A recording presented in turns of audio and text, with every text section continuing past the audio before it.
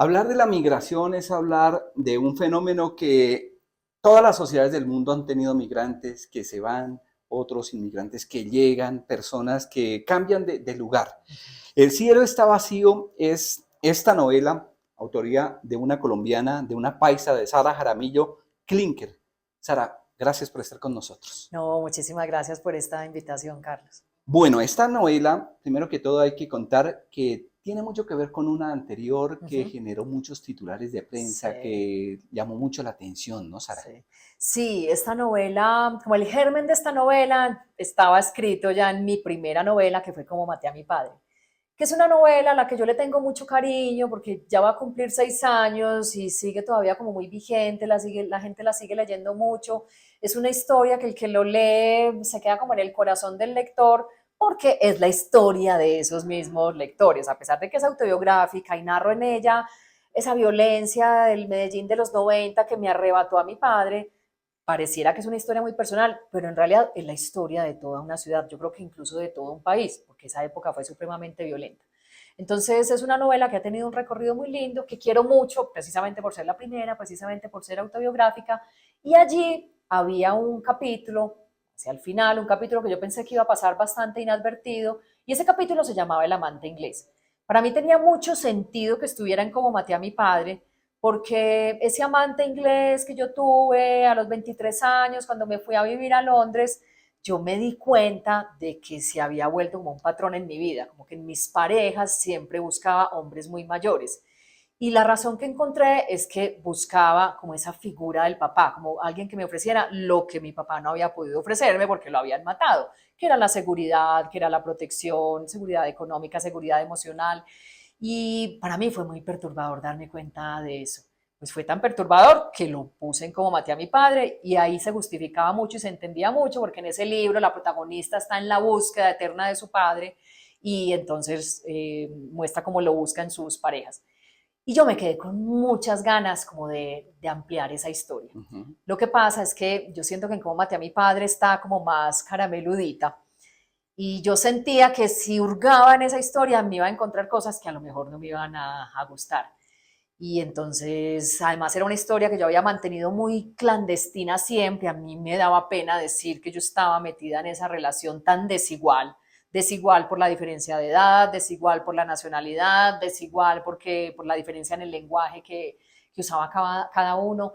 Y entonces me daba como mucha pena hurgar en ella. Pues tuvieron que pasar otras dos novelas, tuvieron que pasar 6 años hasta que llegó un momento en que yo dije, ay, yo ya me siento lista de ampliar esa historia. Es más, me siento deseosa de diseccionarla y ver qué me voy a encontrar ahí.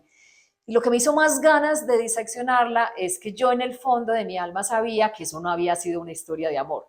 Si hubiese sido una historia de amor, a mí no me hubiera interesado contarla, Uh porque las -huh. historias de amor no me gustan, me parecen muy predecibles, como que solo ofrecen dos escenarios Sara, finales. pero hay Sí, historias de amor de sí, historias de sí, amor. sí, Hay sí, unas historias de amor que de pronto tienen un mensaje y un montón de sí, historias sí, en torno claro. que sin embargo siguen siendo de gusto. Como hay otra que es una historia Sí, de la niña que es pobre y se enamora del eso, rico, típico exacto, novela mexicana. exacto. Sí, los arquetipos, ay, sí, los estereotipos no me Ajá. gustan, es verdad, es verdad, hay que hacer esa salvedad, es lo estereotípico. Pero yo sentía que hombre mayor se enamora de mujer joven, era un estereotipo. Entonces yo decía, no, si fuera solo a narrar eso ya se ha narrado 1000 veces en la literatura. Eso lo narró Nabokov en Lolita, eso lo narró Philip Roth en Animal Moribundo, eso lo narró Margaret Duras en El amante, pues, yo para qué voy a narrar lo mismo. Entonces la pregunta era, ¿qué tiene mi historia que pueda ser distinta? ¿Qué tiene mi historia que pueda ser interesante? ¿Cómo le voy a poner mi sello a la historia? Entonces, solo ese punto de partida ya me hacía tener ganas como de bucear ahí y de ver qué me iba a encontrar. Pero ojo, a mí eso me significó como hacerme preguntas muy, muy incómodas. Y eso era lo más fascinante. O sea, para mí la escritura de este libro fue estar 3 años en un estado de asombro absoluto, porque era ver a esa Sara de 23 años y decir todos los días, mucho gusto, yo soy tu Sara de 40 y tantos, porque no la reconocía, éramos muy distintas, la forma como ella encaraba la vida en ese momento, como encaró esa relación, era muy distinta como la encaro ahora, y eso es lo bonito de la literatura, cómo el tiempo, la distancia, los años, nos permite revisitar una historia y ver que era completamente distinta a lo que pensábamos que Ujú. era, lo que teníamos en la cabeza. Y eso es lo que yo le agradezco a la escritura, esa posibilidad de revisitar esos sucesos del pasado y darles un sentido desde el presente y contrastarlos y darse cuenta de que las cosas si uno no las hurga, sobre todo las cosas que uno cree que se va a encontrar algo perturbador o algo que no le va a gustar, uno tiende a no hurgar ahí porque ¿para qué? Nadie es tan Ujú. masoquista, solo los escritores. Sí. Entonces, bueno, eso era lo que me interesaba, esa búsqueda. Sara, esa Sara de 2025, viendo a la Sara de 20 años atrás, 25 años atrás, no sé cuántos Uh años -huh. atrás, ¿tiene más críticas positivas o negativas a esa Sara del pasado Sí. o más cosas positivas que la hizo sentir orgullosa? Ay, no, a mí me pareció muy bello ese personaje. Imagínate, Carlos, que en esa época pues no había redes sociales, no había nada. Y yo la manera que encontré para comunicarle a la gente que me quería, a mi familia, a mis amigos, para contarle lo que yo estaba viviendo en Londres, fue que yo antes de irme recogí todos los emails y yo cada mes o cada 15 días escribía unos mails donde les detallaba pues los últimos sucesos, los trabajos que había tenido, las cosas que me habían pasado. Era la corresponsal. Dios mío, Carlos, pero vos no sabes la longitud de esos emails. O sea, era una cosa, porque los estuve releyendo para escribir esta Ajá. novela, los busqué, los estuve releyendo y me enterneció tanto esa Sara tan ingenua, esa Sara queriendo verle lo positivo a todo, incluso a las cosas más difíciles, esa Sara tan optimista, que estaba llena de sueños, pero todos se le desmoronaban porque finalmente lo que había ido a Londres a hacer, nada le salió, no pudo conocer la nieve, no pudo escribir la novela, no pudo hacer nada de lo que tenía planeado. Y para mí fue muy bonito ver esa Sara del pasado, ver ese arrojo, ver esa energía, ver esa vitalidad. Es que ese arrojo de ella, pues me lo quisiera yo hoy en día. ¿A dónde se fue ese arrojo? Yo hoy en día no tengo ese arrojo, yo hoy en día soy más medida. Y eso me pareció precioso verla. Y no, sí, claro que me siento muy orgullosa de ella. Puede que no haya escrito esa novela en ese año que ella pensó que lo iba a escribir, pero bueno, hoy ya tiene 4. Eso, esas etiquetas de las que ya nos habló Sara, de creer que las mujeres jóvenes buscan a Uh hombres -huh, mayores y que hombres mayores buscan a mujeres uh muy -huh. jóvenes, Sí. ¿eso sí es Uh -huh. cierto o no del todo? ¿Qué ha podido ver a lo largo de o en el momento de escribir esta novela? Sí, mira, eso es un estereotipo. ¿Por qué es un estereotipo? Porque ha pasado muchas Ujú. veces. Y entonces, claro, un hombre mayor ya está acomodado en la vida, ya tiene dinero, ya tiene la vida solucionada. ¿Y qué busca? Busca belleza, busca una compañía más vital. Yo tengo un dicho que dice, el hombre tiene la edad de la mujer con la que sale. Ujú. Y eso es verdad, la juventud se Se contagia. contagia. Entonces tiene mucho sentido y la mujer joven que uno, yo siempre digo, uno a los 20 años tiene todo, no se da cuenta, pero tiene todo, tiene belleza, tiene juventud, tiene energía, lo único que no tiene es plata, entonces listo, a lo mejor encuentra eso en un hombre mayor, o si no tiene padre, no tiene protección, a lo mejor eso es lo que le ofrece un hombre mayor. Entonces a mí me parece natural que eso pase.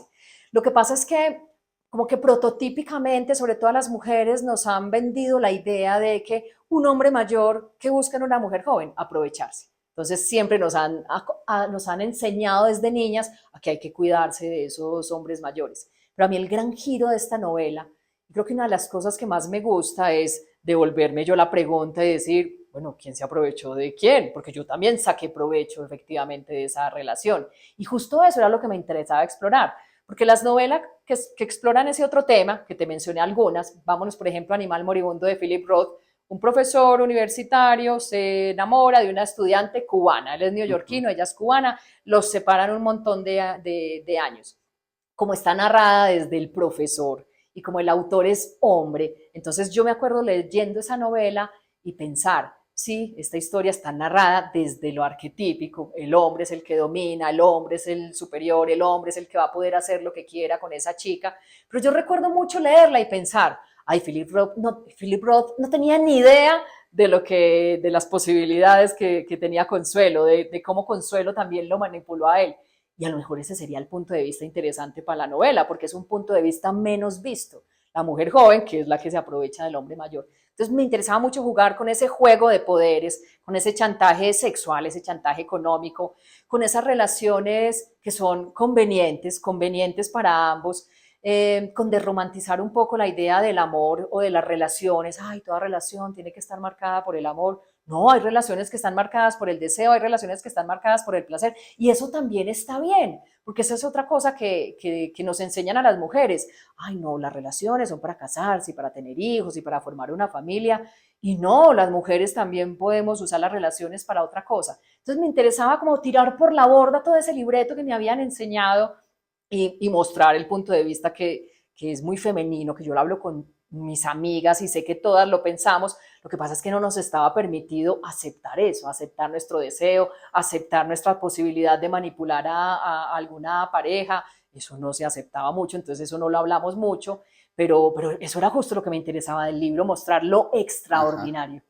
Sara, en El cielo está vacío es una historia de dos personas de Ujú, diferente edad que se enamoran y pasan ujú, por una serie de acontecimientos. ujú. Fidelidad o lealtad, ¿qué debe haber en ese tipo de parejas? En ese tipo de parejas en las que no pretenden que la muerte los separe, ay, yo creo que tiene que haber es deseo y pasión. O sea, porque ella no buscaba casarse, ella no buscaba tener hijos, ella buscaba a alguien que la protegiera en esa ciudad donde se sentía tan sola y tan hostil. Y bueno, tenía 23 años, o sea, estaba en la flor de su juventud. Entonces yo creo que es más deseo. Sí, yo creo que Ujú. es más deseo lo que atraviesa ese tipo de relaciones. Sobre todo porque sabía que eso no era durable en el tiempo. Yo sabía que me iba a devolver en un año y que yo a ese señor no lo iba a volver a ver posiblemente jamás en mi vida. Entonces, era también, Carlos, como entender mi libertad como mujer y ejercer esa libertad. Mira que aquí las familias son muy volcadas al qué dirán. Aquí todo el mundo se mete mucho en la vida de todo el mundo, la familia opina, las tías opinan, todo el mundo le dice a uno cómo debe vivir la vida, pero ella por primera vez se da cuenta de qué es la libertad cuando está allá, nadie está pendiente de ella, nadie la está mirando, nadie le está diciendo cómo vivir, es más, nadie la conoce y se da cuenta que tiene una libertad enorme por delante, pero claro, eso tiene unos costos y los costos es que se tiene que valer por sí misma, es un costo económico porque ya no está tranquila en su casita con su mamita y con sus hermanitos, sino que es como casi que la entrada a la adultez. A mí las novelas iniciáticas me gusta mucho leerlas y me gusta mucho escribirlas. Casi todas mis novelas tienen algo de iniciático, porque es que ese momento específico en que uno se da cuenta de que ya no es esa adolescente o esa niña que solía ser, sino que ya es una adulta, a mí ese momento me parece impresionante, sobre todo porque es un momento en el que no hay vuelta atrás. Tú te das cuenta de eso, tú despiertas y ya tu vida es completamente distinta, ya entiendes que estás asentada en otra realidad diferente. Y ese momento es tan fugaz, la mayoría de la gente me sorprende mucho que no lo tenga como tan identificado, pero para mí, si me preguntas qué es la adultez, es darse cuenta, primero, de que uno está a su propia suerte, de que nadie va a venir a vivir la vida por usted, de que nadie va a hacer por usted las cosas que usted deje de hacer. Y la adultez también es darse cuenta de que los sueños no se cumplen. Ella llega ya llena de sueños y empieza uno tras otro a caerse, le se da cuenta de que no se cumplen, por lo tanto se da cuenta de que es una adulta y que esa es la realidad que le espera de ahí en adelante.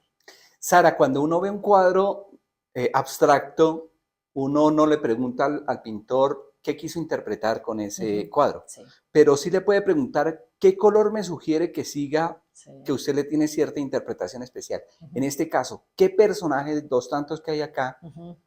además de los dos protagonistas, Sí, le gusta y le gustaría que el lector sí. le siguiera más la pista a ese personaje? Sí, a mí me gusta mucho el personaje de la madre, Ajá. por una cosa, porque pese a ser un personaje ausente, porque nunca lo vemos en toda la novela, es un personaje que está muy presente. La protagonista todo el tiempo la está extrañando, sufre de una mamitis terrible, terrible, pero su mamá está muy lejos y está muy ocupada con todos los hijos que quedó allá y muy devastada por su viudez. Y entonces la mamá no puede irle a solucionar la vida, pero ella la llama, le pide consejos y la mamá también no quiere vivir la vida por ella, quiere que ella misma se dé cuenta de que tiene que vivir. está muy inspirado en mi mamá, tal vez por eso es uno de los personajes que más me gusta. En la vida real mi mamá es orquideóloga, yo crecí llena de orquídeas, mi mamá fue cultivadora, mi mamá participaba en concursos, mi mamá ganaba concursos con orquídeas. Un día ella, la protagonista de la novela, le comenta al inglés que tiene mamitis, que extraña a su mamá, él le pregunta que cómo es su mamá, le pide que le hable de ella y ella le habla de las orquídeas. Entonces el inglés le regala una orquídea.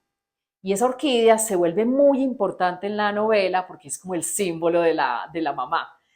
La orquídea se la regala completamente florecida, pero la orquídea empieza a perder flores, entonces la protagonista siempre llama a su mamá a preguntarle consejos para la orquídea. Mami, ¿qué hago con esta orquídea? Esta orquídea se me está muriendo acá.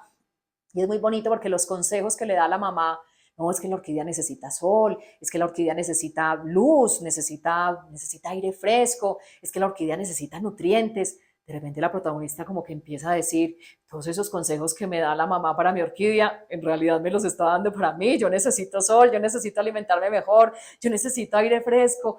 Y la orquídea termina siendo un espejo de la protagonista, como el símbolo de la mamá y el espejo de la protagonista. A mí no me extraña que el diseñador de la carátula haya decidido darle tanto protagonismo en la carátula, porque sí que es un elemento bien simbólico y como bien interesante durante la novela.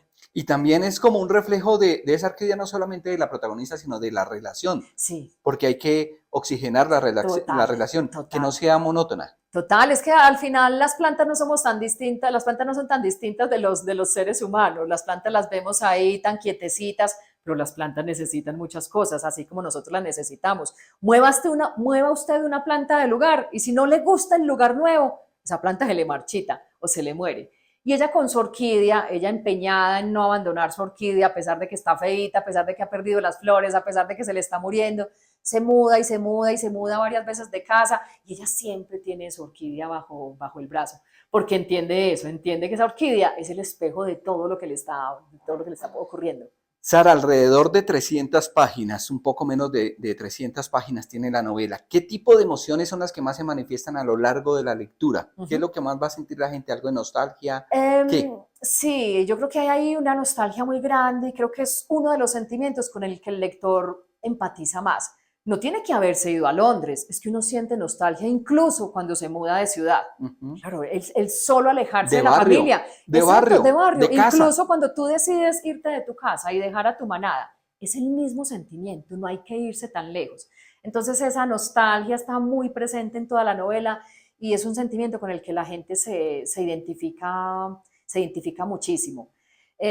También está como ese arrebato y esa rabiecita de la juventud, de querer todo, de quererlo ya, de querer lograr cosas. Todos nos identificamos con eso, por la sencilla razón de que todos fuimos jóvenes. Ujú. Entonces está también ese.